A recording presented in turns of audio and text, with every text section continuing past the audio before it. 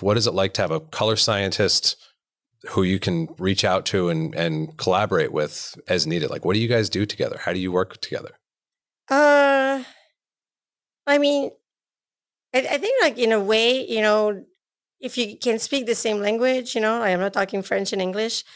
I think I have to say very little to Josh to understand what I'm saying or where I'm going. Or I mean, it's very fascinating because we're often on the same page, or even before we have a pre-meeting, before we have the meeting with the clients, let's say for the dailies, and because if when I'm involved with the dailies, providing the LUTs and what we recommend and this and that, um, and he's also very artsy. He's very out there, big personality. So I love Josh.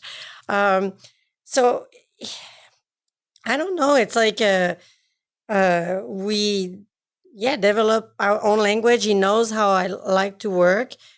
Even when I get there, and you could ask him, but like I know when I got there, I was the first one to really, there were people with baseline that he had dealt with, but I was the first one really implementing like the DRT style kind of workflow. A lot of people were still just plugging a lot, like a full on lot, at the tail end, like they Sure. didn't have like separate, like I'll have my curve, my grade, my output LUT, that kind of like the DRT style. I don't know if you know a little bit baseline, but it's just kind of deconstructed a little bit than just having your show LUT at the tail. That would compile, gotcha. like it's a little different.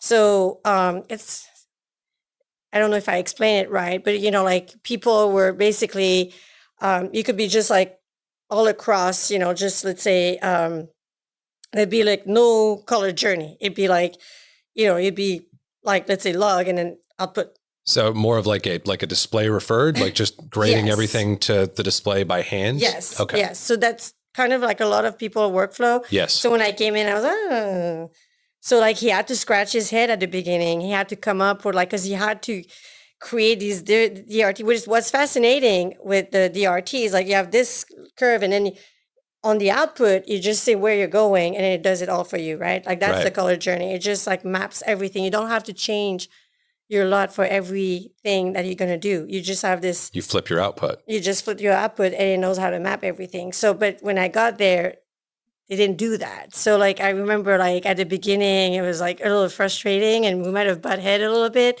But then when he had his aha moment, then it was like, everybody should do this, so I know that other colorists that were like started using that workflow as well. So